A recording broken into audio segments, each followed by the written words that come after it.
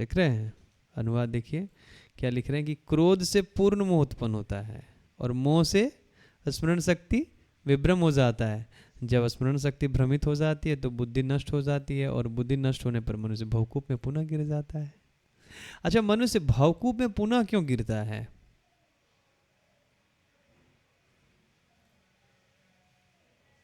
क्या मनुष्य पहले से नहीं गिरा हुआ है भवकूप में? हम लोग तो भवसागर में ही गिरे, भवकूप में ही गिरे हुए हैं। तो फिर गिर जाता है मतलब?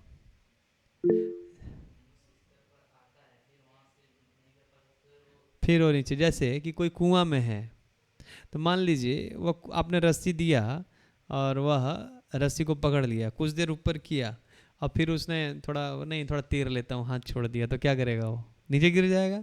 वैसे ही भक्ति कर रहा है तो थोड़ा सा ऊपर उठा, लेकिन फिर उसने क्या किया, थोड़ा विषयों का संग कर लिया, तो फिर क्या होगा? वह पुनः गिर जाता है। जैसे स्वभारी ऋषि थे जो बहुत अच्छे भजन कर रहे थे, लेकिन कुछ वैष्णव अपराध हो गया तो पुनः गिर गए, भोगों में लग गए। ऐसा बहुत, अजामिल का भी आप देखिए, लेकिन अजामिल डायरेक्ट भक्ति नहीं कर रहा था, लेकिन कुछ वैष्णव अपराध हो गया तो पुनः गिर गया, लग गए, लेकिन हमेशा के लिए नहीं लगे, कुछ समय के लिए फिर पुनः भगवान स्मृति दिलाते हैं। फिर ध्यान देना होगा कि व्यक्ति पुनः गिर जाता है भवकूप में अगर विषयों का संग करता है तो। गीता भूषण टीका देखिए बहुत सुंदर है। उस क्रोध से सम्मोह अर्थात कार्य अकार्य का विवेक समाप्त हो जाएगा। एक बहुत सुंदर उदाहरण है, देखिए क्रोध कितना खतरनाक है। आप लोग विश्व रूप को जान रहे हैं, जिनका वध इंद्र ने कर दिया था। क्यों? क्योंकि वह दैत्यों को आहुति दे दिए। अब बस उस समय उन्होंने ये नहीं सोचा कि ये निरपराधी हैं, ये ब्राह्मण हैं या मेरे गुरु हैं, नहीं।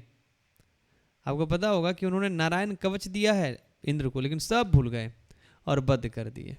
इससे पहले भी एक ब्राह्मण का वह मस्तक काट चुके थे, किनका याद है? किसका काटे थे? अरे क्या नाम, दधीची ऋषि का।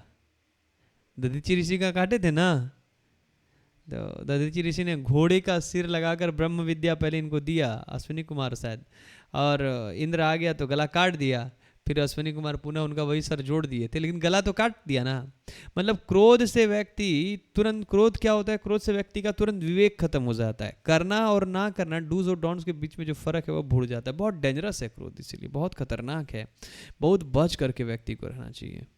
यस, इस सम्मोह से स्मृति विभ्रम अर्थात अपने इंद्रियों को निग्रह करने के विषय में जो उसकी योजनाएं हैं उनकी विस्मृति हो जाती है। ठीक है, देखिए मुझे अपनी इंद्रियों को संयमित करना चाहिए, मैं भक्ति कर रहा हूँ या फिर योग पथ पर लगा हुआ हूँ, यह भूल जाता है व्यक्ति। और यह भी भूल मतलब ये भूल जाता है, ये क्या एक सम्मोह है, बड़ा खतरनाक है। व्यक्ति यहाँ पे ये भी भूल जाता है कि दोबारा जन्म लेना पड़ेगा, फिर माँ के गर्भ से आना पड़ेगा, कितना कष्टदायी है। और अगर आप उसको बताएंगे भी तो कहेंगे अरे ठीक है, देखेंगे उस समय। व्यक्ति इतना मोहित है कि वह अपने कष्टों को भूल गया है। आप सोचिए कि लाइफ में कितना कष्ट है आपको। अब 9 महीना, अब थोड़ा थोड़ा विचार करो, कुंदन प्रभु, कुंदन शर्मा प्रभु हैं, सोचिए कि आपको 9 महीने तक या फिर 2-3 महीने के लिए लेटरिन के टंकी में लटका दिया जाए, आनंद आएगा? बोलो बोलो, क्या योगेश प्रभु? नहीं प्रभु जी। नहीं प्रभु जी, नहीं आएगा। या फिर दोबारा वहां जाएंगे, जाना चाहेंगे? किसी तरह से वहां से निकाल लिया गया तो फिर दोबारा वहां पे जाना चाहेंगे क्या कुंदन प्रभु? नहीं बोलो। प्रभु जी। नहीं जाना नहीं चाहेंगे, प्रभु जी। कोई व्यक्ति नहीं जाना चाहेगा। लेकिन व्यक्ति जब मोह में होता है, आप देख सकते हैं इस जगत में जब व्यक्ति मोह में होता है तो इतना मोहित होता है। आप कहिए अरे भक्ति करिए, नहीं तो फिर मनुष्य जीवन मिलेगा, फिर क्या दिक्कत है उस समय देखेंगे। या फिर यहां तक कि पाप भी करता है, आप मना करिए, कल किसने देखा है बेटा, यही बोलेगा वो। अरे व्यक्ति भूल जाता है कि उसे दोबारा जन्म में। बहुत सुंदर अर्थ है। तो पहला क्या था, सम्यक मोह। सम्यक मोह का अर्थ क्या है? विवेक समाप्त हो जाएगा। स्मृति विभ्रमा मतलब इंद्रियों को निग्रह करना है, यह भूल जाएगा। इस विस्मृति से बुद्धि नाशः, देखिए निश्चय बुद्धि नहीं होता है, यह तो स्पष्ट है, समझाने की जरूरत नहीं है। अगर क्रोध आ जाए तो बुद्धि खत्म हो जाता है, बुद्धि भी एकदम कार्य करना बंद करता है। और आत्मज्ञान प्राप्त करने के लिए ध्यान रखिएगा, इंद्रियों का निग्रह करना बहुत जरूरी है। हमने सीखा था इसको। तो जब भूल गया कि इंद्रियों का संयम करना है तो बुद्धि का सारा निश्चय ही समाप्त हो गया पहले ही। रिलेशनशिप समझ पा रहे हैं आप? कई बार हम लोग देखते हैं कि हम भक्ति करने के बाद कई भक्तों को देखते हैं कि वह भक्ति को त्याग देता है। क्यों? क्योंकि वह सोचता है कि इंद्रियों का निग्रह करना बड़ा कष्टकारी है। क्या कभी मन नहीं करता है कि प्रभु जी 5 बजे उठना, 4 बजे उठना बड़ा कष्टकारी है, कितना मजेदार लाइफ है हमारा, 7 बजे उठना, 8 बजे उठना है। आप सोचिए कितना दुख का विषय है, जो आरती 4:30 बजे होती है टेम्पल में, उसको हम लोग 6:30-7 बजे करते हैं बेस में, फिर भी कुछ भक्त लोग नहीं उठ पाते। ये कितना दुख का विषय है। एक संत बहुत सुंदर कहे कि जो व्यक्ति भक्ति कर रहा है उसके लिए सवेरे उठना बहुत जरूरी है। वो कहते हैं जो व्यक्ति ब्रह्म मुहूर्त नहीं देखा वो ब्रह्म को क्या देखेगा, वो ढोंग कर रहा है। इसके उनके कड़े शब्द हैं कि जो व्यक्ति ब्रह्म मुहूर्त नहीं देख पाया जीवन में, ब्रह्म को क्या देखेगा। तो ये बहुत जरूरी है कि हम सवेरे उठें और भक्ति करें। इंद्रिय निग्रह करना बहुत मुश्किल, ध्यान रखिएगा तपस्या कष्टदायी है, तपस्या कष्टदायी है, लेकिन तपस्या का फल क्या है, मीठा है।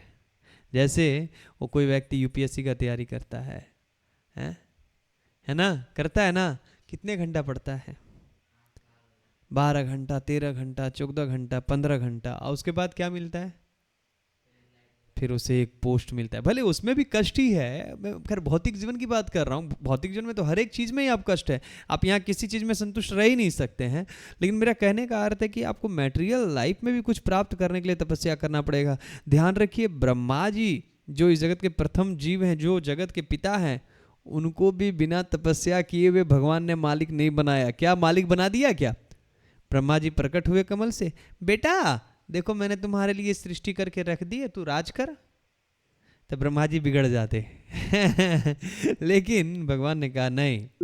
पहले तो बड़ा सुंदर वर्णन कर रहे थे ब्रह्म वृंदावन चंद महाराज कि भगवान की सृष्टि, वो कमल निकला, कमल की डंडी में जाकर के खोजे भी, अरे मैं कहाँ से निकला हूँ, कहाँ से निकला हूँ, पहुँच भी गए अंदर लेकिन कुछ ढूंढ नहीं पाए। फिर बाहर आकर के देखे कमल फूल के ऊपर बैठे तो इतना बारिश हो रहा था, तूफान हो रहा था, उनको तो लग रहा था मैं गिर जाऊंगा गिर जाऊंगा, ब्रह्मा जी तो डर रहे थे। तब तक उनको सुनाई पड़ा तप तप, मतलब तप करो। तो भी ब्रह्मा जी तपस्या की 100 साल तक, और फिर उनको क्या मिला, फिर भगवान बताते हैं कि बेटा जीवों का सृष्टि करो सृष्टि करो। फिर वह सृष्टि करना प्रारंभ करते हैं तो फिर सृष्टि चलने लगती है। लेकिन मेरा कहने का अर्थ है कि बिना तपस्या का, ध्यान रखिएगा, अगर आप सोच रहे हैं बिना तपस्या किए हुए मुझे सब कुछ मिल जाएगा, गलत फहमी में जी रहे हैं आप। बिना तपस्या का कुछ नहीं मिलता है, और अगर आप तपस्या करते हैं तो सब कुछ ऐसे मिल जाता है। परम पूज्य वृंदावन चंद महाराज एक बहुत सुंदर एक कथा सुनाते हैं। एक बंगाली संत हैं बरसाना में, बहुत विरक्त संत हैं लेकिन बहुत तपस्वी हैं। बीच बीच में भंडारा इत्यादि आयोजन करते रहते हैं, वो संतों को बुलाते रहते हैं, खिलाते रहते हैं। तो अब उनके लैंग्वेज में महाराज बोलते हैं, ये सारा सब सेठ लोग मेरे पीछे क्यों पड़ा रहता है? अरे गोकुल में, मथुरा में इतना इतना साधु है, उनको जाकर के पैसा दो, हमको नहीं चाहिए, फिर भी ला करके हमको ही देता है। अब हम क्या करें? लो भंडारा आयोजन कर दिए, खाओ। समझ रहे हैं? अब महाराज की कथा महाराज कई बार इसको उदाहरण में बोले हुए हैं। तो अगर आप तपस्या कर रहे हैं तो ना चाहते हुए भी जो है सो जो ऐश्वर्य है वह भगवान भेज देते हैं, ले जाओ इसको दे दो, ठीक है, भेज ही देते हैं। तो इंद्रिय का निग्रह करना बहुत जरूरी है ना। कुछ लोगों को लगता है कि प्रभु जी भक्ति करने के बाद देखता हूँ बड़ा सुख मिल जाता है या फिर पैसे आ जाते हैं। देखिए ये ना लगने वाली बात नहीं है, ये कारण है, समझ रहे हैं? क्योंकि वह क्या कर रहा है, भगवान की भक्ति कर रहा है। या फिर कुछ लोगों को लगता है अरे मेरा नाम हो जाएगा, मैं फेमस हो जाऊंगा। भगवान आगे कहेंगे भगवद गीता में, श्रेय मैं दिलाता हूँ, श्रेय प्रसाद है, आप समझ लीजिए। तो प्रसाद हम स्वीकार नहीं कर सकते, उसको एक्सेप्ट करना चाहिए, ठीक है। हरे कृष्णा। That's it. उसको इग्नोर भी नहीं करना है, लेकिन उसको ठीक है, उसको क्या करना है, पास्ड आउट कर देना है। किनको दे देना है? अपने गुरु महाराज को। जो भी कर रहा हूं मैं अपने गुरु महाराज की कृपा से कर रहा हूं, और गुरु महाराज की कृपा है तो मैं इसको कर पा रहा हूं। फिर अगर हम ऐसा कर, नहीं मेरा नाम हो रहा है, इसका मतलब आपको प्राउड हो रहा है, ठीक है। नाम तो होगा ही होगा, आप भगवान की भक्ति का प्रचार कर रहे हैं, नाम तो होगा ही, आप फेमस हो जाएंगे, प्रसिद्ध हो जाएंगे। लेकिन ध्रुव महाराज से ज्यादा कौन प्रसिद्ध है? प्रहलाद महाराज से ज्यादा कौन प्रसिद्ध है? आप बताइए। तो प्रसिद्धि भी भगवान के नाम, भगवान की भक्ति से प्राप्त होती है। तो मैं खैर बोल रहा था कि इंद्रियों का निग्रह करने से ही सब कुछ प्राप्त होता है, फिर वहां से यहां आ गए। अब आगे कह रहे हैं, अर्थात कहां तक थे? इस विस्मृति से अर्थात आत्मज्ञान करने से निश्चय ध्वस्त हो जाता है ना। ठीक है, आगे। इस निश्चय के नाश से योगी पुनः विषय भोग में निमग्न हो जाता है और उसके संसार का क्षय नहीं होता, प्रणश्यति। अच्छा, एक प्रश्न है यहाँ, तो भगवान बोल रहे हैं कि प्रणश्यति, योगी का क्षय हो जाता है, प्रणश्यति, और फिर आगे भगवान बोलेंगे नामे भक्ता प्रणश्यति। मतलब क्या हुआ? यहाँ बोल रहे हैं प्रणश्यति और वहां बोलेंगे नामे भक्ता प्रणश्यति। बोलिए बोलिए सोनाक्षी माता जी, हैंड रेज किए हैं। तो भक्त बना रहता है, उसके लिए बोलिए। भक्ति योग में भी तो व्यक्ति गिर जाता है। बोलिए गीता माता जी। बर्तन नहीं बजाना है। सोनाक्षी माता जी बोलेंगे कुछ क्या? हरे कृष्णा प्रभु जी। बोलिए। प्रभु जी, यहाँ पे योगी दिया हुआ है, तो जो मतलब योगी और भक्त में आप अंतर बताए थे, तो अच्छा। भक्त भक्ति का मार्ग चुनते और योगी तो अलग हो गए। ठीक है, देखिए गिर भी जाता है भक्त, मान लीजिए भक्त गिर भी जाता है, लेकिन भक्त का भी तो पतन हो जाता है, हमने गिरता है ना कभी कभी भक्त, तो गिर भी जाता है। तो अगर वह भौतिक भोगों में लग भी जाता है, तो क्योंकि उसे भक्ति का रस पहले मिला हुआ है, तो उसे जो रस मिल रहा है भोगों का, उसे वो सूखा सूखा लगता है। समझ रहे हैं? अब कोई भगवत गीता पढ़ने का आनंद ले रहा है, भागवतम पढ़ने का आनंद ले रहा है, तो अगर वह न्यूज़पेपर पढ़ेगा तो उसको कैसा लगेगा? सूखा रूखा लगेगा कि नहीं लगेगा? तो वही हो जाता है। यस। मुझ भगवान की शरण में आए बिना इंद्रियां दुर्बल मन को उसके विषयों से जोड़ देती है। क्यों? क्योंकि मन के लिए कोई हायर गोल नहीं है, कोई हायर टेस्ट नहीं मिल रहा है, तो जो उसको सूखा रूखा मिल रहा है उसी में। अब किसी के पास महाप्रसाद नहीं है तो, या फिर 56 भोग नहीं है, तो वह भूसा ही खाएगा ना, या फिर वो खिचड़ी खाएगा, लेकिन उसको महाप्रसाद मिल गया तो क्यों खाएगा? यस। अतः जो मन पर विजय प्राप्त करना चाहता है, उस भगवान कृष्ण की पूजा करनी होगी। ठीक है, जो मन पर विजय प्राप्त करना चाहता है उसे भगवान कृष्ण की ही पूजा करनी होगी। दूसरा कोई ऑप्शन नहीं है। कोई ऑप्शन है? ध्यान रखिएगा, कोई भी ऑप्शन नहीं है। आप अन्य किसी भी देवी देवता के शरण में चले भी जाएंगे तो वह आपके मन को, आपके इंद्रियों को कंट्रोल नहीं कर सकते हैं। रावण से कोई बहुत बड़ा भक्त नहीं है भोलेनाथ का, है? नहीं। सब कुछ प्राप्त हो गया, सब कुछ कर लिया, लेकिन अपने इंद्रियों के ऊपर कंट्रोल नहीं कर पाया। जगत जननी माता सीता को हरण कर लिया। हिरण्याकश्यप से कोई बड़ा भक्त नहीं है भगवान ब्रह्मा जी का, लेकिन कंट्रोल नहीं रहा। दुर्गा देवी का कंस से बड़ा कोई भक्त नहीं है, लेकिन भगवान को ही मारना चाह। समझ रहे हैं? तो कोई कंट्रोल नहीं कर सकता। वहीं प्रहलाद महाराज कितने महीने में कंट्रोल कर लिए? उनको तो कुछ मेहनत ही नहीं करना पड़ा, शुरू से ही कंट्रोल थे वो, क्योंकि उन्हें गर्भ में ही भागवत सुना था। Dhruv Maharaj only 6 months। Can you imagine that? एक तरफ 36,500 वर्ष, वो क्या नाम उनका, हिरण्याकश्यप, और ध्रुव महाराज ओनली 6 months। देख रहे? तो अद्भुत है भगवान की कृपा जो है सो, बहुत अद्भुत है, बहुत अद्भुत है। कोई भी व्यक्ति भगवान की पूजा करके तुरंत अपने मन को कंट्रोल कर सकता है। एक नोट है, श्लोक 60 में कहा गया था कि इंद्रियां मन को जबरदस्ती इंद्रिय वशियों में ले जाती हैं।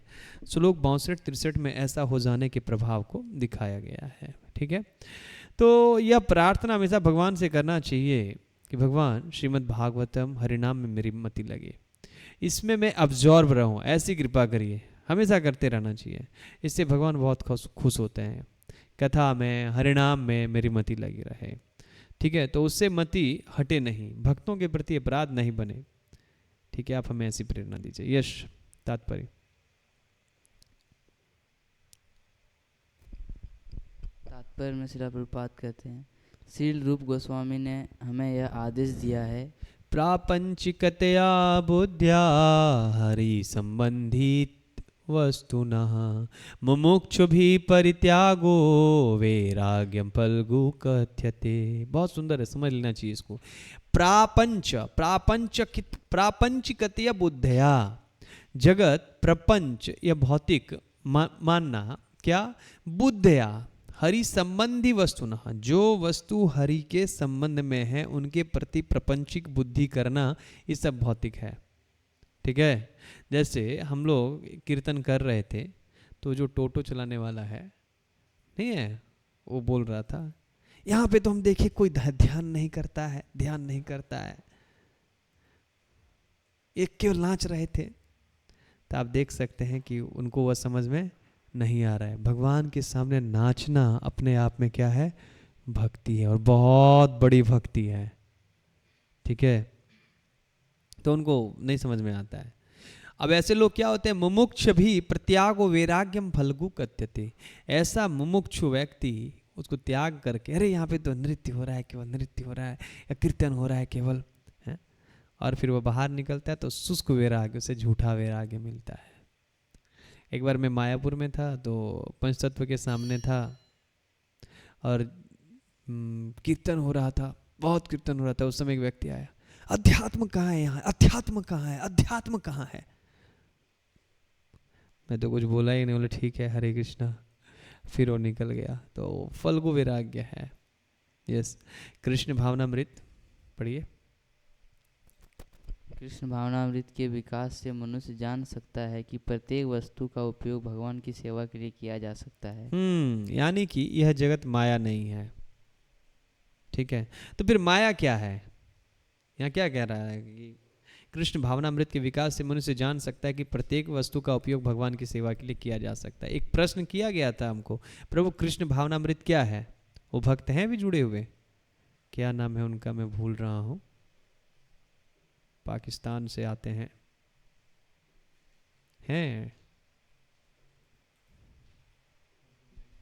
हाँ, डेली आते हैं क्लास में, आज भी आए होंगे। तो इसका क्या अर्थ हुआ? कृष्ण भावनामृत के विकास से मनुष्य जान सकता है कि प्रत्येक वस्तु का उपयोग भगवान की सेवा के लिए किया जा सकता है। तो जगत माया नहीं है। ध्यान रखिए, यदि हम उन चीजों को कृष्ण से संबंधित करते हैं तो माया नहीं है, अन्यथा माया है। हर वस्तु भगवान की है, उसे अगर उसी तरह नहीं देखेंगे तो हम भोग की नज़र से देखेंगे। जैसे ये हॉल कथा के लिए है, लेकिन अगर कथा के लिए नहीं यूज़ कर रहे हैं तो फिर ये भोग के लिए है। ध्यान देना होगा, अगर हम भगवान के संबंध में नहीं देखेंगे तो फिर कैसे देखेंगे? अपने संबंध में। ये कैमरा किस संबंध में है? भगवान के संबंध में। लेकिन कुछ लोग इसी से चौं चाँ करके फोटो खींचते रहते हैं, है कि नहीं? खींचते हैं कि नहीं? बहुत सारे फोटोज खींचते रहते हैं तो फिर भोग हो जाता है। यस, आगे बढ़िए।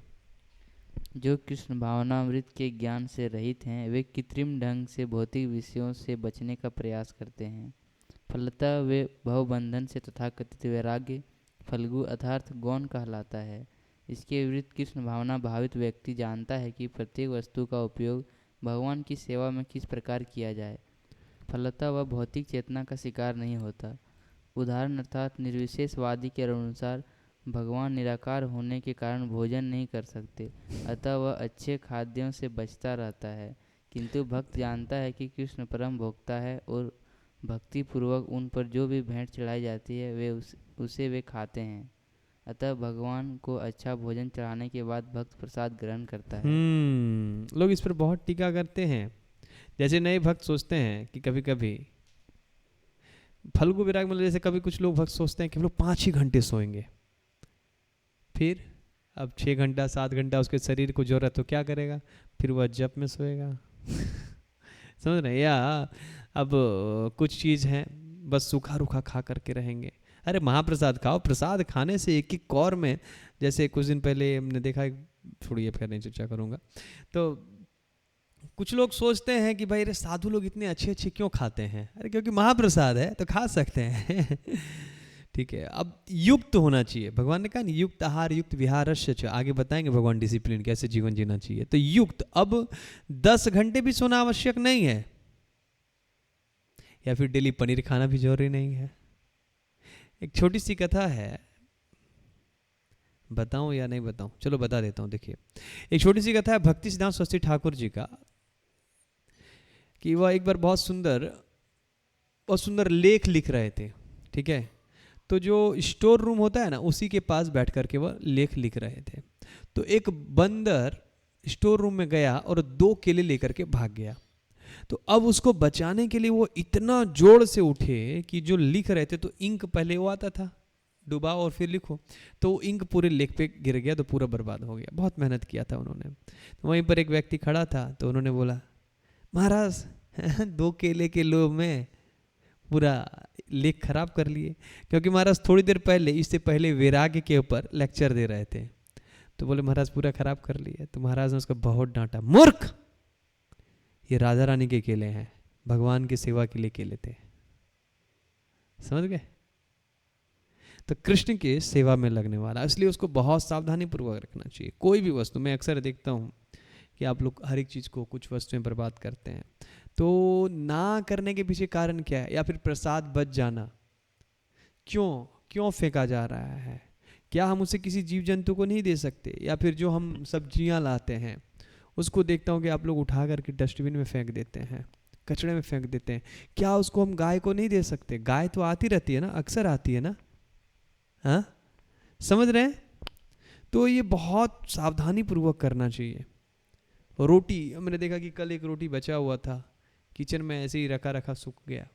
अगर उसको गाय को दे देते तो, या फिर किसी अन्य जीव जंतु को दे देते तो उसका भी उद्धार हो जाता है ना। तो इसलिए भक्ति में ये जो मैं एक चीज़ ध्यान रखिए, ये जो मैं बार बार आप लोगों को बोलता हूँ कि सामान को ठीक से रखिए, या इलेक्ट्रिसिटी का मिसयूज़ मत करिए, या फिर किसी चीज़ का मिसयूज़ मत करिए। परम पूज्य भक्ति चारू स्वामी महाराज लिखते हैं, इलेक्ट्रिसिटी, साबुन, पानी, तेल, टूथपेस्ट, ये सब भगवान की शक्ति है, और इसका जरा सा भी मिसयूज़ नहीं होना चाहिए। अथवा मैं अक्सर देखता हूँ कि आप लोग गोपी तिलक लगाते हैं, वहीं पे छोड़ते हैं, और नीचे जम जाता है जहाँ रख छोड़ते हैं। बहुत सारा गोपी तिलक में देखता हूँ इधर वेस्ट पड़ा हुआ रहता है, छोटा छोटा। पर श्रील प्रभुपाद लिखते हैं, आप पता नहीं पढ़े हैं कि नहीं, कि गोपी तिलक का एक ड्रॉप भी गिर जाए तो वह वेस्ट नहीं होना चाहिए। उसको तुरंत हाथ से पहुँचिए और उसको माथे पे लगा लीजिए। बहुत कीमती है ये, भले आपको मिल रहा है 20 रुपये 30 रुपये में, है ना, कतई इसको वेस्ट नहीं करना चाहिए, ध्यान रखिए, कतई नहीं। तो इसीलिए ये बार बार बोलने के पीछे, या फिर भाई इसको अच्छे से समेट के रखो, उसको अच्छे से रखो, इसके पीछे कारण क्या है? बस यही कि हम एटिकेट सीखें कि ये भगवान के लिए है। समझ रहे हैं? तो पूरा उनका लेख बर्बाद हो गया, क्यों? 2 केले की रक्षा के लिए। सोच रहे हैं? तो उनके बारे में आप सुनेंगे, वैसे भक्ति सिद्धांत सरस्वती ठाकुर के बारे में तो चकित रह जाएंगे। सुनेंगे कुछ घटना सुना दूंगा, लेकिन आप लोग ध्यान रखिएगा, कुछ मन में विचार मत लाइएगा। इतना ही रखिएगा कि उन्होंने जो किया है सो सही किया। ठीक है, कुछ भी दिमाग मत लगाइएगा, डोंट यूज योर माइंड, केवल सुनिए। भक्ति सिद्धांत सरस्वती ठाकुर जो मजदूर मंदिर बना रहे थे, उनको अपने हाथ से बीड़ी रोल करके देते थे। बीड़ी, यहां तक, ये तो एकदम एक्सट्रीम लेवल है प्रीचिंग का, आप सोच भी नहीं सकते कि कुछ अंग्रेज आने वाले थे तो उनके लिए उन्होंने मांस तक पकवाया कि ये मांस भी खाएं चलेगा, लेकिन कृष्ण के विषय में सुने तो सही। तो ये बहुत एक्सट्रीम लेवल है, आप इसे हम लोग कल्पना भी नहीं कर सकते। अचिंत्य है, आचार्यों को हम सोच भी नहीं सकते। इतने बड़े आचार्य होकर के ब्रह्मचारी के जो मच्छरदानी होते थे उसको टांगते थे ताकि यह सवेरे उठ करके पुस्तक वितरण में जा सके, है ना। हमें अपने लेवल पर देखना चाहिए, हम उस लेवल पे नहीं। या फिर आप जैसे जानते हैं परम पूज्य आनंद प्रभु ब्रह्मचारी आश्रम के बाथरूम को साफ किया करते थे, इतने बड़े भक्त होकर के। तो हमें केवल अपने लेवल पे देखना चाहिए कि कैसे हम हर वस्तु का यूज़ केवल कृष्ण के लिए ही करें। ठीक है, सब लोग आश्रम ज्वाइन नहीं कर सकते हैं, लेकिन जो व्यक्ति जहाँ पर है वह वहीं से अपनी वस्तुओं का यूज़ भगवान के लिए कर सकता है। ठीक है, तो उसे वहीं से ट्रेनिंग देना चाहिए। यस प्रभु। इस प्रकार हर वस्तु प्राणवान हो जाती है और अधः पतन का कोई संकट नहीं रहता। मतलब स्पिरिचुअल हो जाता है, स्पिरिचुअलाइज्ड हो जाता है। जैसे ये माइक है, तो ये माइक आध्यात्मिक नहीं हो, मतलब ये नहीं हो सकता है, स्पिरिचुअल नहीं हो सकता, स्पिरिचुअलाइज्ड हो जाता है। समझ रहे हैं? अर्थात मतलब इसके यूज से अब कर्म बंधन नहीं लगेगा। क्यों? ये माइक जो है सो अपने आप में अध्यात्म नहीं कर सकता है। ये अब इतना क्लास सुन रहा है, लेकिन ये आध्यात्मिक हो सकता है, लेकिन क्योंकि भगवान की सेवा में यूज हो रहा है तो ये भी आध्यात्मिक है, कर्म बंधन से मुक्त हो जाता है। वह वस्तुएं भौतिक ही रहेंगी, उसमें कोई ये जो वस्तुएं हैं ये भौतिक ही रहेंगी, इसमें कोई चेतना नहीं आएगा, लेकिन इनका उपयोग करने से हम आध्यात्मिक में आगे बढ़ जाएंगे। यस। भक्त कृष्ण भावनामृत में रहकर प्रसाद ग्रहण करता है, जबकि अभक्त इसे पदार्थ के रूप में तिरस्कार कर देता है। बहुत लोग कहते हैं खाना तुम्हें है लेकिन बिल ठाकुर जी के नाम का। कभी कभी कुछ लोग आते हैं और कहते हैं अरे चावल दाल सब्जी सब प्रसाद है। हाँ, कभी कभी कुछ लोग कहते हैं अच्छा वो क्या कहते हैं आप लोग चाउमीन उमीन भी बना के लाते, चाउमीन भी प्रसाद है। हाँ भगवान ये भी खाते। बोले हाँ, कौन आया था? प्रेम आया था। अच्छा भगवान चाउमीन भी खाते हैं क्या? अरे खाना दो। ठीक है, आगे। अतः निर्विशेषवादी अपने कृत्रिम त्याग के कारण जीवन को भोग नहीं पाता, और यही कारण है कि मन के थोड़े से विचलन से वह भवकूप में पुनः आ गिरता है। जो व्यक्ति उच्चतर रस प्राप्त करता है वह निम्नतर रस को प्राप्त नहीं करना चाहेगा, ठुकरा देगा।